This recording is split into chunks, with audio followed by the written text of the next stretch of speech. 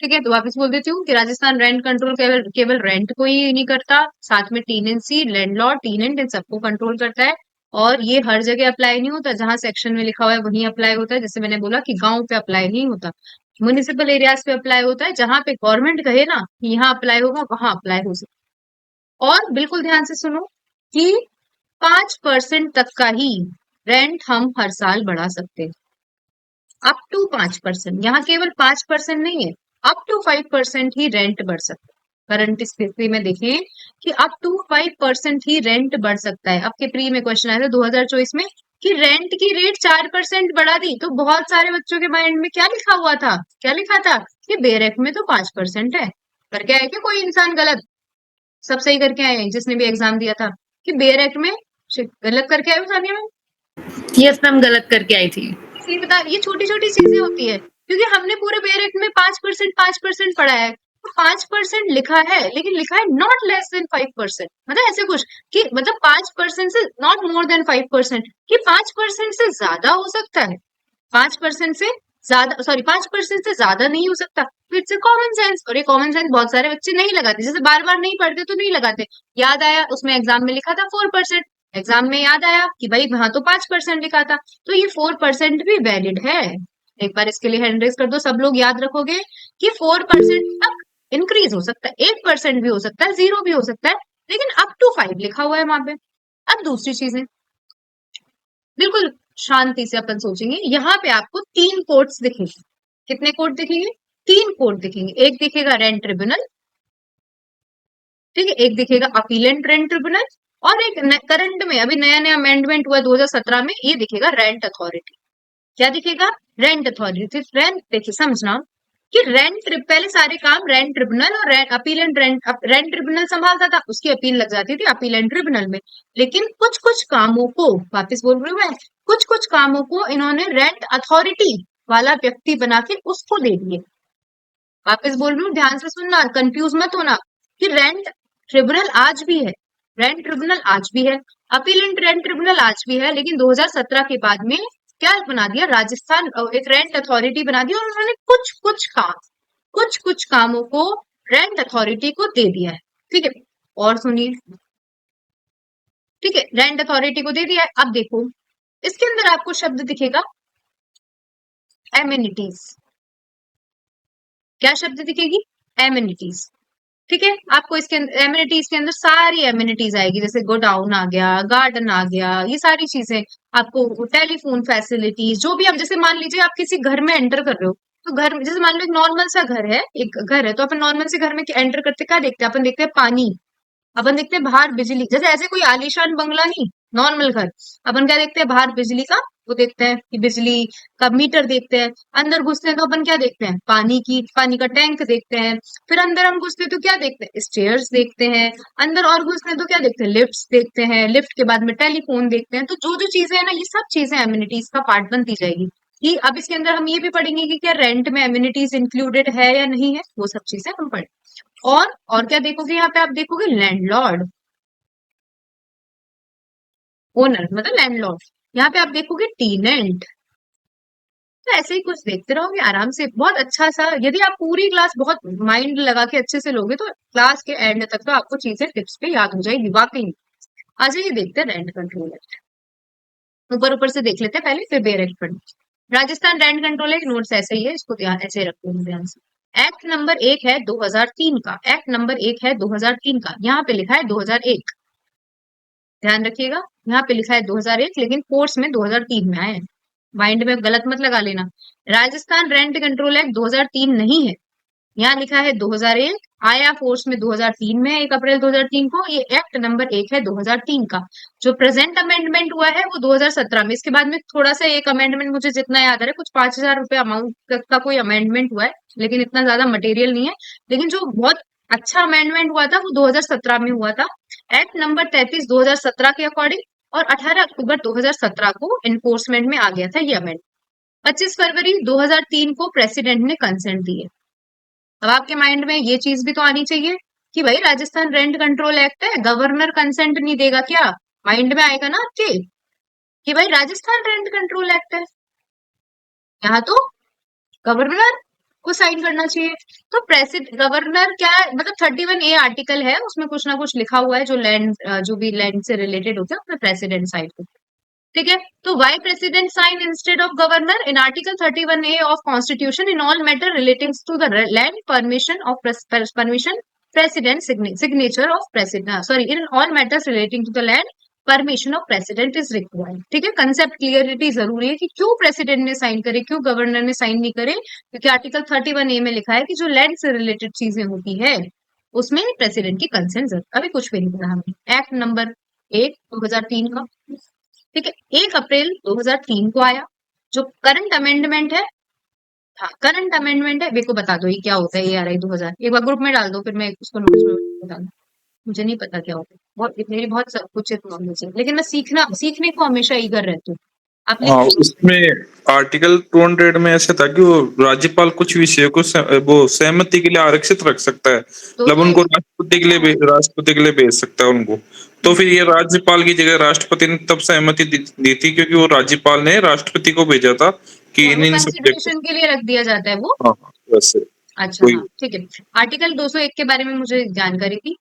Article सबको जानकारी होनी चाहिए। आर्ट गवर्नर की कुछ कुछ पावर है। गवर्नर क्या करता है, बिल पे साइन करने से मतलब कुछ बिल पे खुद साइन नहीं करेगा, प्रेसिडेंट के कंसिडरेशन के लिए रख देगा। ठीक है, तो आप ध्यान रख लो। आपका कॉन्स्टिट्यूशन का भी आर्टिकल कंफर्म हो गया कि प्रेसिडेंट वो जो गवर्नर होता है, जैसे मान लो लेजिस्लेटिव असेंबली है, लेजिस्लेटिव काउंसिल, जैसे राजस्थान में नहीं है लेजिस्लेटिव काउंसिल, लेजिस्लेटिव असेंबली ने बिल पास किया, उसको गवर्नर के बाद भेजा कि भाई तो उसको कंसेंट दे, तो गवर्नर कुछ कुछ बिल को प्रेसिडेंट की कंसिडरेशन के लिए रख सकता है। तो जैसे सर बता रहे हैं तो सीख लो कि राजस्थान रेंट कंट्रोल एक्ट 2001 को जो गवर्नर है उसने कंसिडरेशन के लिए रखा होगा, इसलिए प्रेसिडेंट ने कंसेंट। ठीक है, मैं मानती समझ। एक्ट नंबर 1 है 2003 का, 1 अप्रैल 2003 को आया। करंट जो मटेरियल अमेंडमेंट है वो 2017 में हुआ, 18 अक्टूबर 2017 को आया। प्रेसिडेंट ने साइन करे 25 फरवरी 2003 को।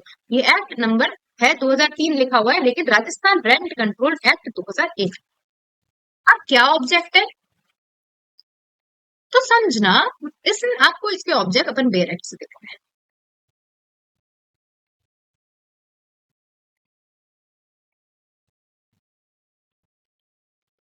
देख, मैं क्या बोल रही हूँ, मैंने आपको क्लास के स्टार्टिंग में ही समझा दिया कि राजस्थान रेंट कंट्रोल जो है वो सब जगह अप्लाई नहीं होता। ठीक है, और राजस्थान रेंट कंट्रोल जब सब जगह अप्लाई नहीं होता तो कुछ ही प्रीमाइसेस पे अप्लाई होगा ना। आप ऐसे तो नहीं बोल सकते कि जैसे मान लो कि कोई ऐसी प्रीमाइसेस जैसे वो है, मान लीजिए गोविंद देव जी का मंदिर है, या मान लीजिए मोती डूंगरी जी का मंदिर है, क्या उन पर Rajasthan rent control act apply कर सकते हो क्या? तो जी नहीं, जी नहीं। तो यहाँ पे आपको इंपॉर्टेंट शब्द ये याद रखना है, कंसेप्ट आपका क्लियर होना चाहिए। बेस से सर्टेन प्रीमाइसेस, मैं मानती हूँ याद रखोगे आगे। सर्टेन प्रीमाइसेस, ना कि whole premises which is in मतलब हैविंग स्पेस इन राजस्थान, ऐसा कुछ भी नहीं है, केवल और केवल सर्टेन प्रीमाइसेस। तो देखिए क्या लिखा हुआ है, to provide control of eviction, letting of rents. देखो एविक्शन मतलब टीनेंट को निकाला जाता है, लेटिंग ऑफ कौन देता है, ओनर देता है, rents or for certain premises in the state of Rajasthan and matters incidental thereto। इन्होंने दोनों चीजें बोली, आपको कंफ्यूज नहीं होना। हम देखो क्या देखते हैं रेंट में, रेंट में क्या देखते हैं, एविक्शन देखते हैं, निकालना, प्रॉपर्टी को देना, और रेंट। तो ये क्या लॉ क्या बनाता है, आपका एविक्शन को कंट्रोल करता है, आपके लीटिंग ऑफ को कंट्रोल करता है, आपके रेंट को कंट्रोल करता है, for certain premises in the state. ठीक है, और मैटर्स देयर इंसिडेंटल देयर। तो आपसे पूछा जा सकता है कि राजस्थान रेंट कंट्रोल का ऑब्जेक्ट क्या है, तो अकेला रेंट कंट्रोल नहीं है, इसका ऑब्जेक्ट एविक्शन को भी कंट्रोल करना है, और लीटिंग यदि प्रॉपर्टी दी भी जा रही है तो उसको भी कंट्रोल करना है। ठीक है, अब ध्यान रखो इसका, जैसे आर्टिकल 1 मतलब सेक्शन 1 ज्यादा जगह इंपॉर्टेंट नहीं होता, हम सोचते हैं संपूर्ण भारत पे अप्लाई है, ऐसे फलाना ढिंगाना लिख रखा है, लेकिन ऐसा नहीं है। इंपॉर्टेंट कि इसे राजस्थान रेंट कंट्रोल एक्ट कहा जाएगा। अब देखो, it shall extend in first instance to such of the municipal areas which are comprising of district headquarter in the state।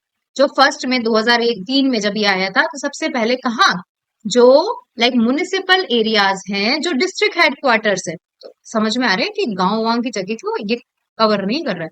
तो municipal areas comprising of district headquarter in the state, or in later on such other municipal areas as the state government in official gazette specified time to time. मैंने याद करवाया आपको class के starting में, municipal areas comprising of district headquarter, आपसे पूछा जा सकता है कहाँ अप्लाई होगा, तो municipal areas comprising of district headquarters and later on such other municipal areas as may be specified by the state government time to time by official notification. देखो इसका क्या था मैं बताती हूँ, एक्चुअल में इसका जजमेंट राइटिंग में क्वेश्चन है, ठीक है, तब से ये सेक्शन इतना इंपॉर्टेंट हो गया। जजमेंट राइटिंग में एक अजमेर में मकरवली ग्राम था और उस पे सामने वाला व्यक्ति बोलता है कि Rajasthan rent control act apply होता है, और जो डिफेंडेंट होता है वो बोलता है कि सर ये तो प्रिलिमिनरी इशू ऑफ लॉ है। क्या है आर्टिकल 14 सब रूल 2 याद है क्या किसी को? ये बोलता है कि ये तो प्रिलिमिनरी इशू ऑफ लॉ है, ये तो जुरिडिक्शन से बाहर है। तो बहुत अच्छा जजमेंट, मतलब जजमेंट जो भी पास हुआ होगा, जजमेंट दिया था हम लोग, जैसा मेरे जैसा आदमी तो ये लिख के आता कि सेक्शन 1 में तो क्या लिखा हुआ है कि municipal areas comprising of district headquarters, तो फर्दर इशू डिटरमाइन करने से पहले हमें प्रिलिमिनरी इशू को डिटरमाइन करना पड़ेगा ऑर्डर 14 रूल 2 में। और ऑर्डर 14 रूल 2 को पढ़ने में कौन कौन से प्रिलिमिनरी इशू आते हैं, क्या ये किसी लॉ से बाहर है, क्या ये जुरिडिक्शन से बाहर है? तो जब हम section 1 of Rajasthan rent control act पढ़ते हैं तो वहां पे हम देखते हैं कि district headquarters municipal areas comprising of district headquarter, जिसमें ये मकरवली ग्राम इंक्लूड नहीं है, तो ऑर्डर प्रोनाउंस कर दिया। एक बार हैंड रेस कर दो, समझ में आया क्या? ये बहुत इंपॉर्टेंट सेक्शन है, कंफ्यूज नहीं होना है, आप इसके आधार पे जजमेंट राइटिंग लिख सकते हो। अब आ जाओ, अब अपन आते हैं डेफिनेशन। डेफिनेशन में स्टार लगा लो, जो जो मैं बोल रही हूँ। एमिनिटीज स्टार लगाते जाओ। लैंडलॉर्ड, ठीक है, ये तो पढ़नी है, पढ़ेंगे अपन सब, लेकिन जो इंपॉर्टेंट रटनी है एग्जाम में पूछी जा सकती है। प्रेमाइसेस 3 बार स्टार लगा लो, पूछी जाती है प्रेमाइसेस।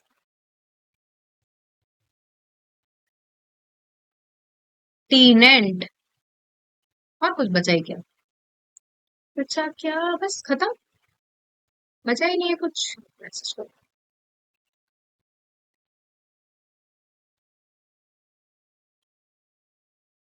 मैम ये ऑब्जेक्ट में ये फेमस केस था इसमें, बताओ। ये चुन्नीलाल वर्सेज महाराज।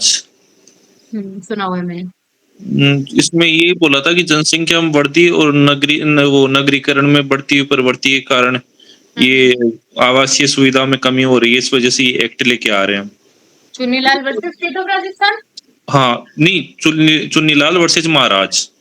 महाराज, हाँ, ठीक चुन्नीलाल वर्सेज ठीक है, महाराज। अपन लोग एक बार और वो आर्टिकल 201 था मैम, मैंने टाइपिंग एरर किया था, 200 बोला था, 201 था वो, आर्टिकल 201। हाँ 201 ही है। हाँ ठीक है, एक सेकंड ना, एक बार अपन देख लेते हैं।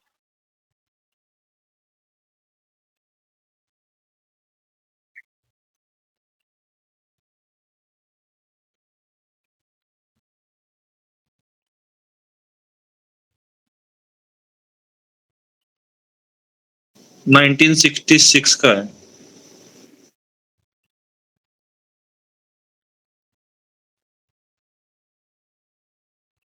एक बार आप लोग एक बार है ना दोबारा चेक कर लेना, ठीक है, सही बोल रहे होंगे लेकिन हर चीज को रिकन्फर्म कर लेना चाहिए, ठीक है। अब देख, हम कहाँ पे आ गए?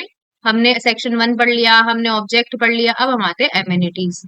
एमिनिटीज की डेफिनेशन, एमिनिटीज की जो डेफिनेशन है उसके अंदर मैंने आपको क्या बोला, क्या बोला मैंने आपको? जो जो बोला वो सब याद रखो। मैंने क्या बोला था? घर के बाहर बिजली का बोर्ड रहता है, फिर अपन पानी का टैंक देखते हैं, फिर अपन क्या देखते हैं? पैसेज, थोड़ा सा रास्ता देखते हैं किसी के घर में घुस रहे हैं तो, फिर अपन क्या देखते हैं? स्टेयर केसेस, फिर अपन देखते हैं लेबोरेटरीज, ये लेबोरेटरीज जो भी, लिफ्ट और conservancy, sanitary services, telephone services, ठीक है, टीवी केबल सर्विस और लाइक, ठीक है। तो जस्ट सिंपल से याद कर लो कि एमिनिटीज में लाइट्स, ठीक है, और लाइट जैसे नेचुरल लाइट्स भी देखते हैं, और ऐसा नहीं किसी को रेंट पे अपन घर दे रहे हैं तो नेचुरल लाइट्स वगैरह नहीं देंगे। टीवी, एसी की service, table cable services, sanitary services, तो ये सब चीजें लिखिए। फिर अपील एंड रेंट ट्रिब्यूनल, तो अपील एंड रेंट ट्रिब्यूनल जो कॉन्स्टिट्यूट होता है सेक्शन 19 में, अपन ध्यान रख लेंगे कि सेक्शन 19 में लिखा हुआ है, ठीक है। अब आ जाओ लैंडलॉर्ड, अब आ जाओ लैंडलॉर्ड।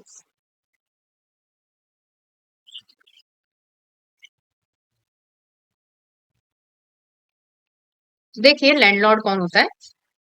तो लैंडलॉर्ड मीन्स एनी पर्सन, क्या बोला मैंने कि landlord means any person for the time being any person who for the time being is receiving। बिल्कुल ध्यान से सुनना, मेरा नाम पारुल है, मैं लैंडलॉर्ड हूं। मान लीजिए सामने सानिया है, ये टीनेंट, ये मुझे, मैंने इसको बोला है कि मैं तुझे रेंट पे करूं, मैं तुझे घर दे रही हूँ, तो मुझे 8,000 रुपए पर मंथ क्या देगी, रेंट देगी।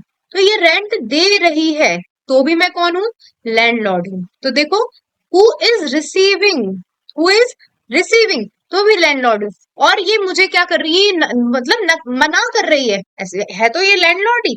मैं क्या हूं इसमें, एंटाइटल्ड टू रिसीव। एक बार हैंड रेज करो, ये मना कर रही है तो भी मैं लैंडलॉर्ड हूं, क्योंकि मैं एंटाइटल टू रिसीव हूँ सर 8,000 रुपए को। मैं मानती हूँ समझ में आया होगा।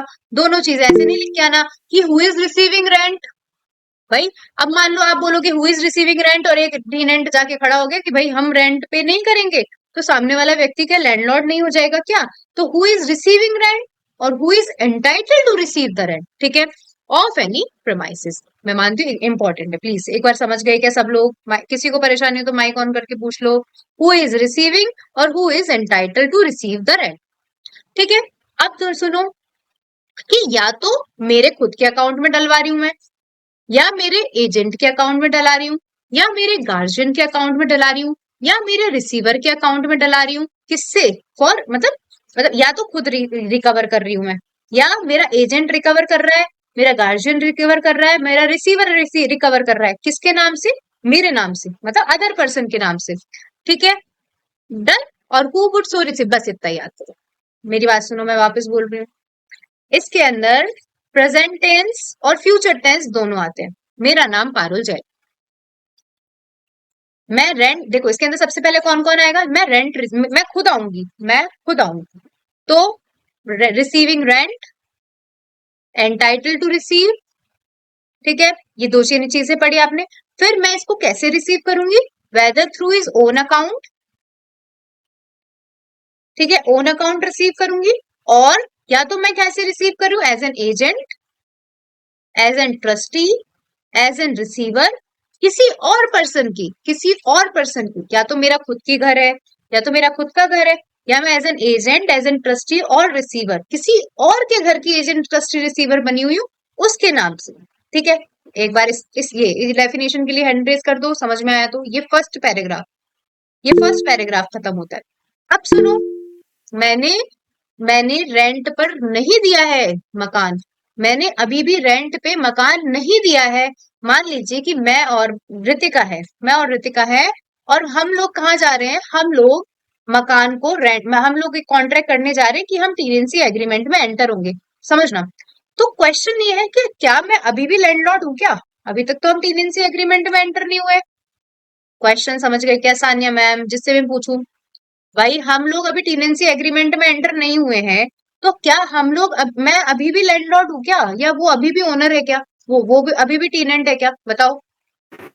No ma'am. क्वेश्चन समझ गए क्या, यस जो मैम। मैं क्वेश्चन समझाना चाह रही हूँ, गरिमा, प्रियंका, निकिता, रितिका, अनुराग सर, कि अभी हम लोग मैं रास्ते से जा रही हूँ, ठीक है, क्या करवाने जा रहे हैं हम, टेनेंसी अग्रीमेंट करवाने जा रहे हैं, रास्ते से जा रहे हैं टेनेंसी एग्रीमेंट करवाने। यहाँ पे पारुल है और यहाँ पे रितिका है, और हम यहाँ पे रेंट अथॉरिटी की दुकान पे जा रहे हैं कि भाई हमारा टेनेंसी एग्रीमेंट क्या कर दे, रजिस्टर कर दे। तो क्वेश्चन है कि ये रास्ते तक भी मैं लैंडलॉर्ड हूँ क्या, तो जी हाँ, नो मैम। हो आप लैंडलॉर्ड, क्योंकि कैसे होंगे? नहीं मैं बता रही हूँ, इसके अंदर लिखा हुआ है, इसलिए लॉ में लिखा है, इसलिए है, समझो। क्योंकि हम रजिस्टर कि यदि मैं इस प्रॉपर्टी को टेनेंसी पे दे देती तो मैं रेंट रिसीव करती ना, भाई अभी नहीं है, लेकिन मैं जैसे टेनेंसी पे दे दूंगी तो मैं एंटाइटल टू रिसीव रेंट हूं ना। तो इसके अंदर मैं इसलिए बोला, इसके अंदर प्रेजेंट टेंस भी आता है और इसके अंदर फ्यूचर टेंस भी आता है। एक बार हैंड रेज करो, याद कर लेंगे, ये साइड में रखो बेयर एक्ट, लेकिन आप आज की क्लास में लिख लो यहाँ पे अपने साइड में, यहाँ पे प्रेजेंट भी आता है जिसमें दे रखा है, और यहाँ पे जो देगा वो भी आता है, वुड बी एंटाइटल। ये क्लास में, मेरी क्लास में यदि आप रह रहे होंगे इतने टाइम से, तो आपको ये शब्द मैं बहुत अच्छे से बताती हूँ, शब्द की गरिमा, वुड बी करके। तो आ जाइए पढ़ते हैं, अब समझ में आ जाएगा। Landlord means any person who for the time being is receiving or entitled to receive rent for any premises. तो ये याद हुआ, ये पहली लाइन खत्म हुई. Whether his own account or whether his own account or as an agent, trustee, guardian, receiver for any other person, कि या तो मैं खुद के अकाउंट पे रिसीव कर रही हूँ, मेरा घर है, या मैं किसी की एजेंट, ट्रस्टी, गार्जियन, रिसीवर बनी हुई हूँ, उसका घर है. ठीक है, तो मैं रिसीव कर रही हूँ उसके नाम से. देखो ये डन, ये दूसरा पैराग्राफ डन. और who would so receive or entitled to receive the rent if the premises were let to a tenant. वही अगेन, ये कौन सा वो है, वो अलंकार, कि मतलब ऐसा हम सोच रहे हैं कि यदि ऐसा होता तो ये रिसीव करता या एंटाइटल टू रिसीव होता. एक बार हैंड रेज करो, याद करो, आ जाओ इस पे देखते हैं. ओनर, लैंडलॉर्ड, a person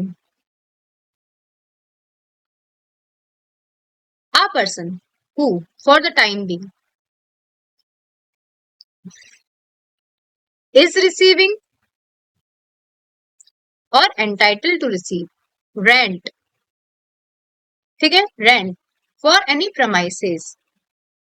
ठीक है, फिर ये पहले लाइन का था. फिर ऑन हिज ओन अकाउंट, जितनी डेफिनेशन तोड़ोगे ना एग्जाम में उतने अच्छे नंबर आएंगे, कि ये डेफिनेशन 3 पार्ट्स में divide. On his own account or as an agent, trustee, guardian, receiver for any other person, or who would receive or entitled to receive rent if premises were let on tenants, या let on were लिख के आना है, मतलब were let to a tenant. Done. मैं मानती हूँ इस डेफिनेशन के लिए 2 मिनट का टाइम दे रही हूँ, आराम से अच्छे से पढ़ो, याद हो जाएगी. अब परेशानी नहीं है, तोड़ के पढ़ोगे तो याद हो जाएगी.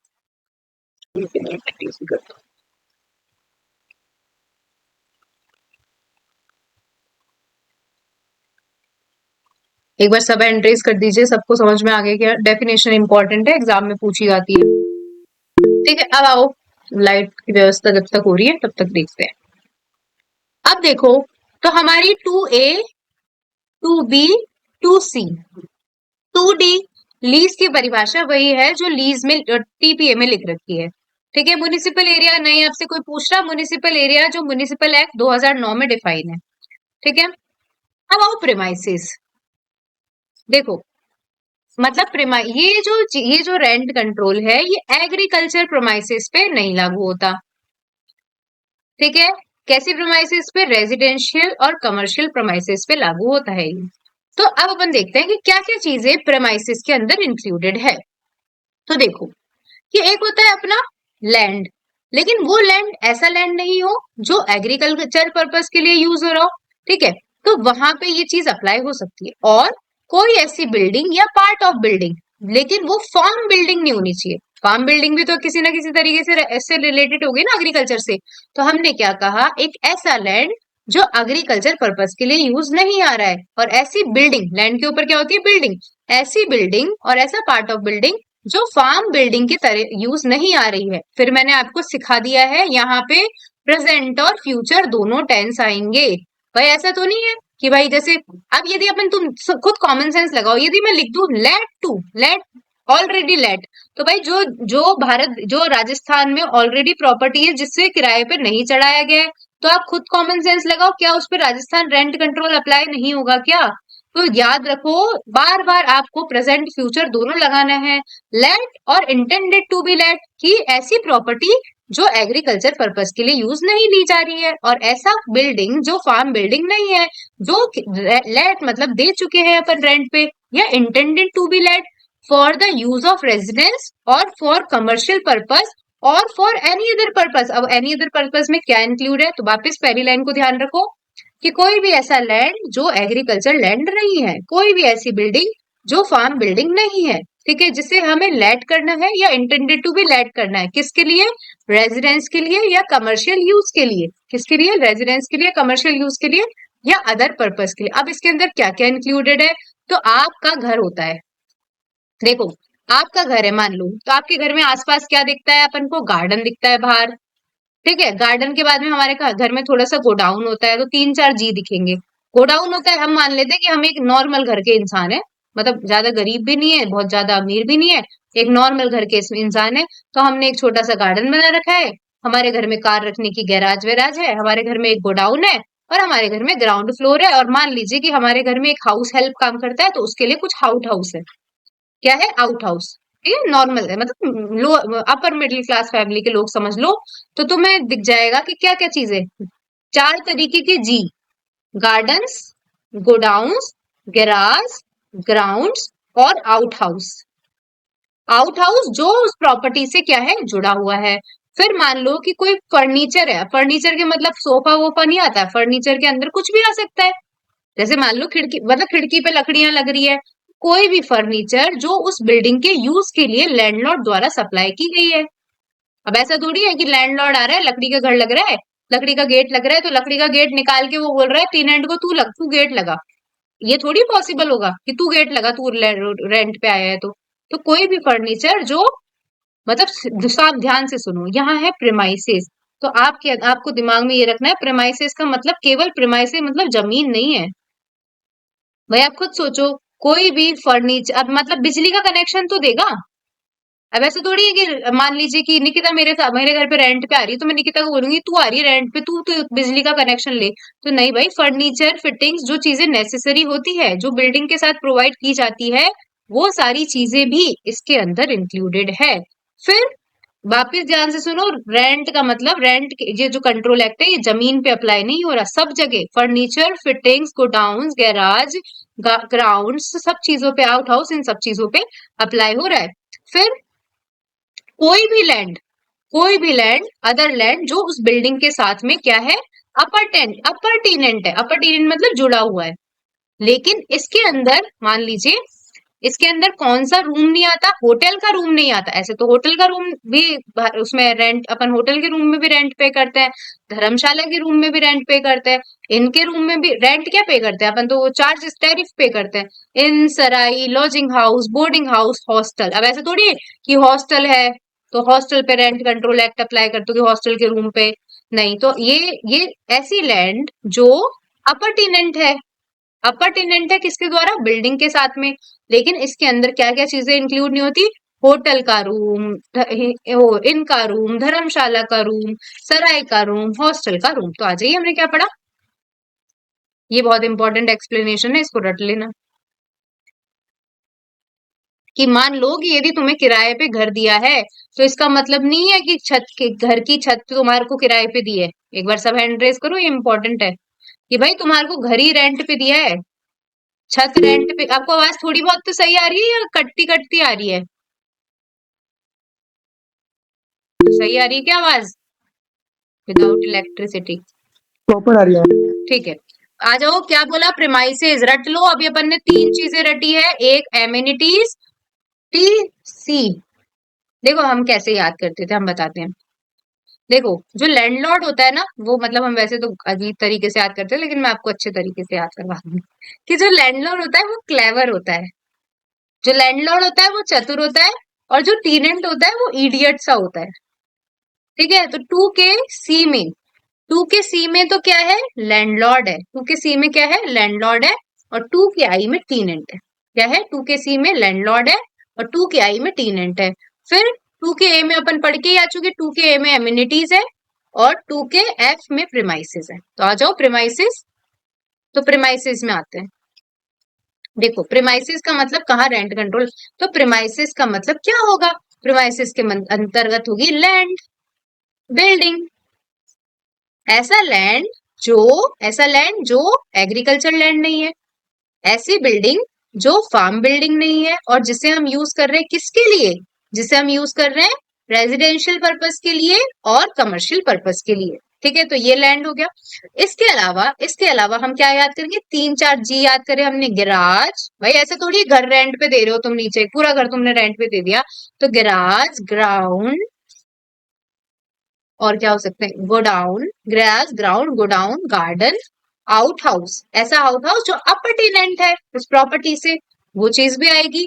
ऐसा फर्नीचर जो सप्लाई किया गया है किसके द्वारा, लैंडलॉर्ड के द्वारा, उस बिल्डिंग के यूज के लिए। ऐसी फिटिंग्स जो सप्लाई की गई है लैंडलॉर्ड के द्वारा।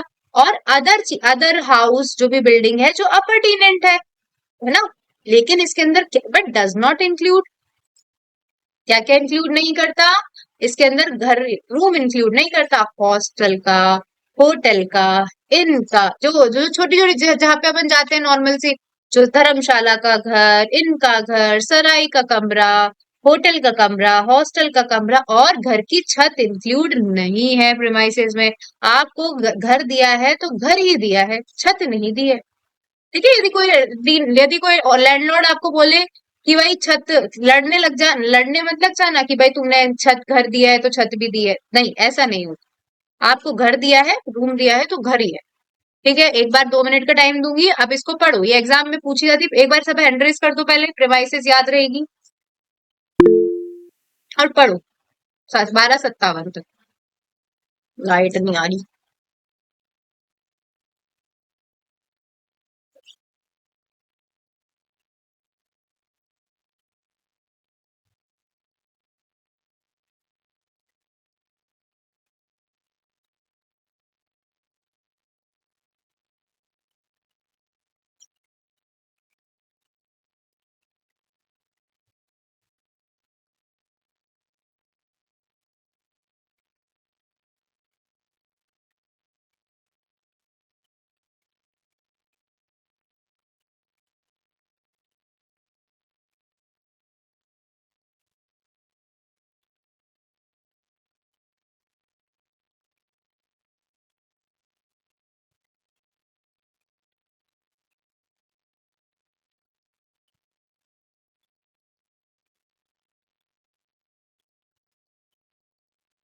थोड़ी सी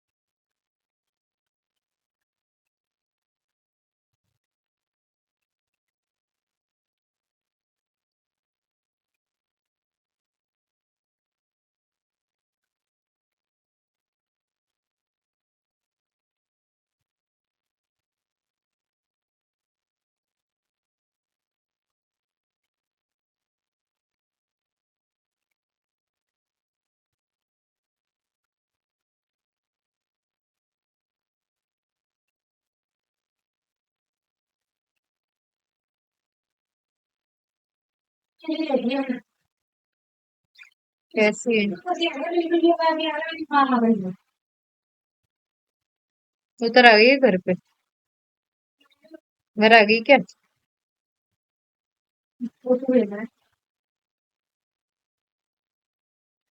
ये धूप है।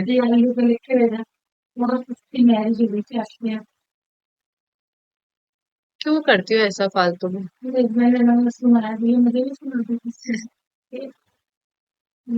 क्यों ऐसे करती हो?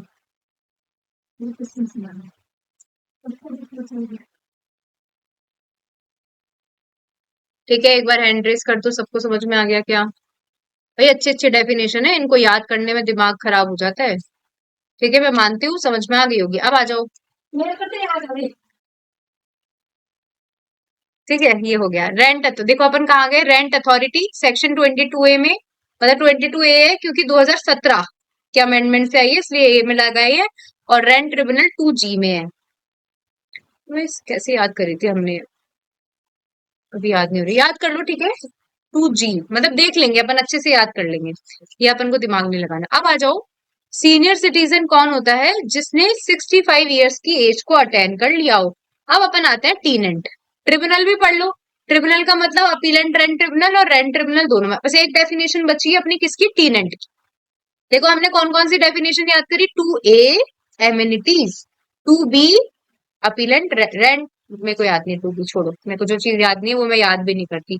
2C, 2C किसकी डेफिनेशन है? लैंडलॉर्ड। ठीक है। 2F premises. अब अपन को इंपॉर्टेंट याद रखनी है 2I टीनेंट। देखो ध्यान से सुनिएगा, टीनेंट में भी प्रेजेंट टेंस और फ्यूचर टेंस दोनों आएगा। ठीक है, मतलब प्रेजेंट टेंस और फ्यूचर टेंस दोनों आएगा। मान लो कि मैं टीनेंट हूं और मैं रेंट पे नहीं कर रही हूँ, तो मेरे अकाउंट से रेंट वुड भी पेबल होगा। ठीक है, मैं टीनेंट हूँ, मुझे पे करना है, लेकिन मैं रेंट पे नहीं कर रही हूँ, तो मेरे अकाउंट से रेंट वुड भी पेबल होगा, और मैं पे कर रही हूँ तो इज पेइंग होगा। आइए देखते हैं। ठीक है, मान लो कि मोहन है और मोहन है, खुद को क्यों मारू मैं बार बार, एक मोहन है, मोहन रेंट पे कर रहा था, अब वो मोहन मर गया। मोहन मर गया तो मोहन के यहाँ पे जगह रेंट कौन पे करेगा? जो मोहन के साथ रह रहा था, उसकी बीवी, उसके बच्चे, जो उस प्रॉपर्टी का यूज कर रहे थे। और मान लीजिए प्रॉपर्टी कमर्शियल है, तो रेंट कौन पे करेगा? वही जो उसके साथ में बिजनेस कर रहा था। आइए देखते हैं टीनेंट कौन होता है। और भी देखना, और भी अपन और देख लेते हैं। बहुत इंटरेस्टिंग और सबसे हार्ड डेफिनेशन है, बाकी सारी तो आपको याद हो जाएगी। टीनेंट मतलब जो वो है, किराएदार है, उसकी डेफिनेशन बहुत हार्ड है। ठीक है, पहले ही बता देती हूँ, वैसे मैं जनरली बताती नहीं हूँ किसी चीज को हार्ड, लेकिन ये हार्ड।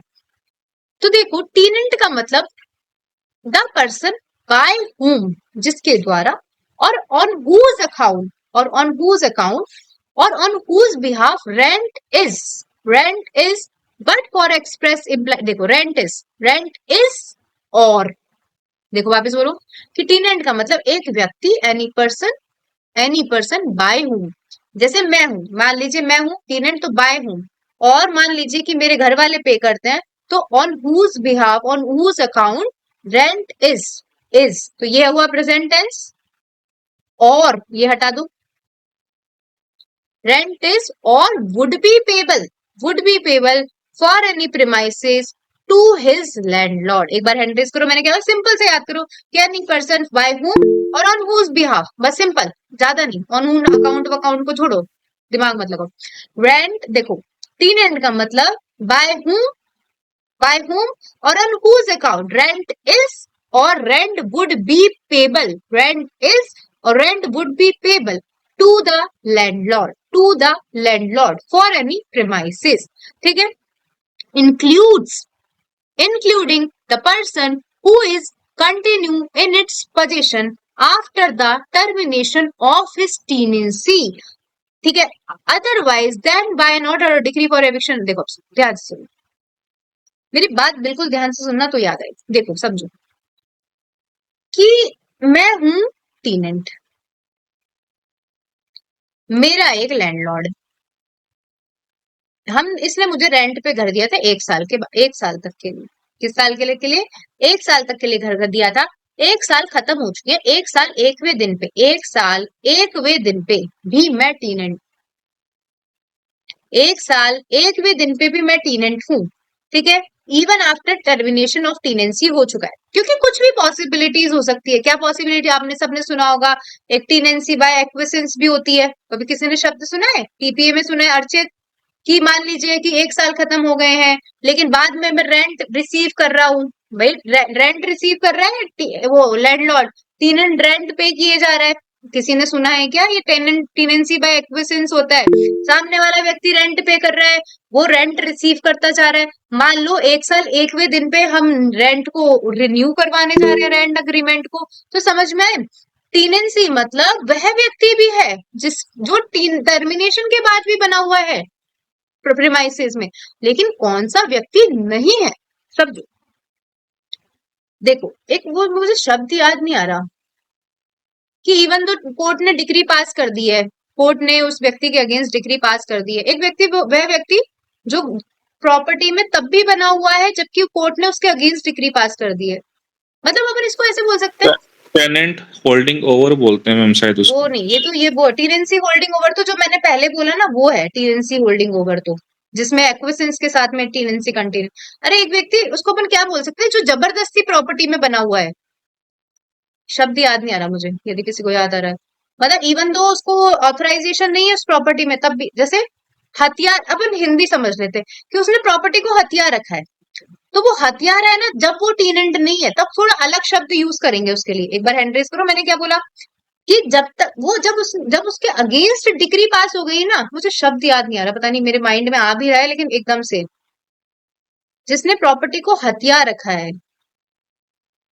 देखो बस, चलो ठीक है, दिमाग मत लगा, तो हिंदी में समझ लो कि टीनेंसी का मतलब, टीनेंट का मतलब वह व्यक्ति जिसके बिहाफ, वह व्यक्ति जिसके अकाउंट पे या जिसके बिहाफ पे रेंट पेबल, रेंट पे हो रहा है लैंडलॉर्ड को, या रेंट वुड बी पेबल है।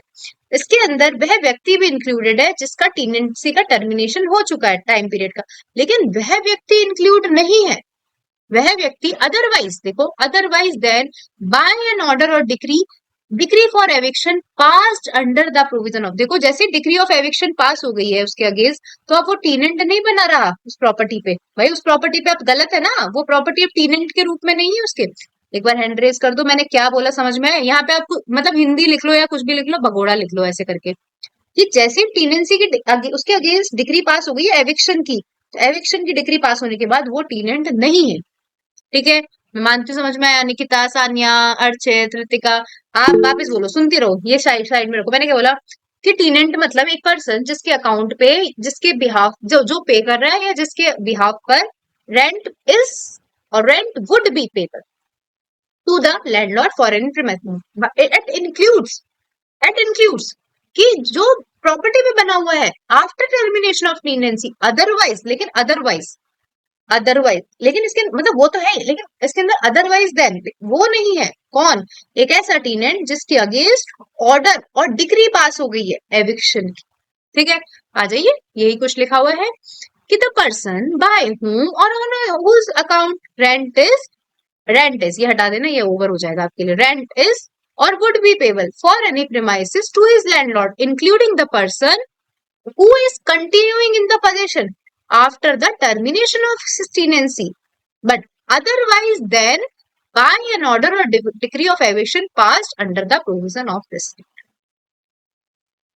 ट्रेसपासर, हिंदी शब्द में मैं यही मतलब वही शब्द याद कर रही थी, मेरे माइंड में टी आ रहा है, लेकिन ट्रेसपासर हो गया ना वो अब, भाई अब इसके अगेंस्ट डिग्री ऑफ एविक्शन पास हो गई, फिर भी वो बना हुआ है, तो अब इसके अंदर मतलब फॉर एग्जाम्पल, बस मेरा काम आपके माइंड में चीजों को सेट करना, ठीक है। आप ये बोलोगे कि ये क्यों इंक्लूड नहीं, तो आप ये मान लो कि इसके अगर यदि ये नहीं है तो मतलब ये व्यक्ति अब ट्रेस पासर बन चुका, ठीक है।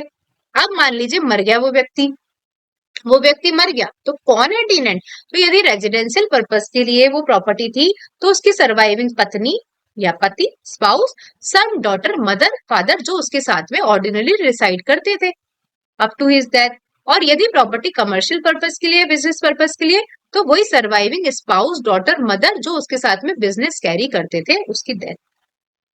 मैं मानती हूँ समझ में आ गया होगा। टीनेंट की डेफिनेशन जल्दी जल्दी बोल देते। टीनेंट मतलब एक ऐसा व्यक्ति ऑन बाय हुम और on whose account the rent is और rent would be payable including the tenant जो in the possession after the termination of tenancy, otherwise than an order or decree passed against decree of eviction passed against him। अपन को याद रखना है ट्रेसपासर बोलेंगे क्योंकि उसको हम। Second, in the case of death of the tenant, कौन? Surviving spouse. In the case of residence property, surviving spouse, son, daughter, mother, father, जो उसके साथ में एज अ रेजिडेंस पर्पस के लिए रह रहे थे अंत तक। और कमर्शियल में भी सेम, मदर, फादर, जो भी स्पाउस, जो उसके साथ में बिजनेस कर रही थी एट द एंड। ठीक है, तो जल्दी जल्दी हम रिपीट कर लेते हैं, 2 मिनट के अंदर रिपीट करेंगे। हमने बोला सोल प्रोप्राइटर में पता नहीं प्रॉपर्टी जिम्मेदार होगी, अपन दिमाग लगाते हैं, सोल प्रोप्राइटर में उसकी प्रॉपर्टी जिम्मेदार होगी, कुछ तो पे करेगा, तो अपन बाद अपन टीपीए बीपीए के अकॉर्डिंग देख लेंगे उसको कैसे व्यवस्थित करना है। अभी आ जाओ, सिंपल सी बात करते हैं हम। रेंट कंट्रोल, दो जल्दी से बोलते तो 2001 लिखा हुआ है लेकिन आया 2003 में था, 1 अप्रैल 2003 को आया था, ठीक है, 1 अप्रैल 2003 को आया था। 2017 का अमेंडमेंट है, 18 अक्टूबर 2017 को आया था। प्रेसिडेंट ने 25 फरवरी 2003 को साइन करे थे।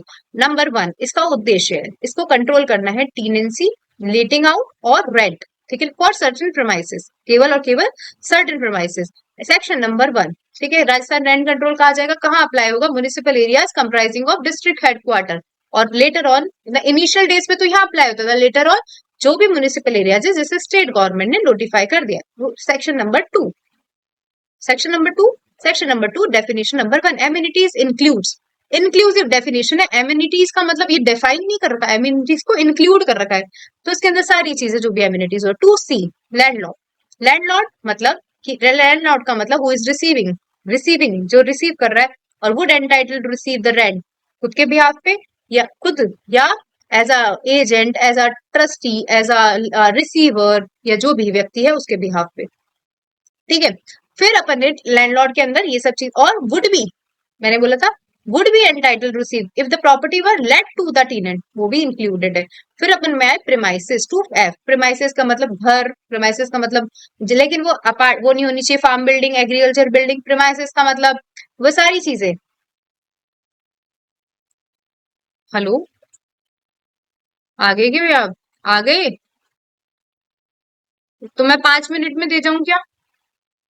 कार से आ जाते हो आप? चलो ठीक है, मैं अभी ना क्लास कैंसिल कर मतलब डिसकंटिन्यू कर रही हूँ, आप लोग पढ़ लो, ठीक है। बाकी मैं मानती हूँ समझ में आया होगा, बहुत कठिन सा है लेकिन बहुत अच्छा अच्छा है ये, समझ में आएगा। Thank you so much.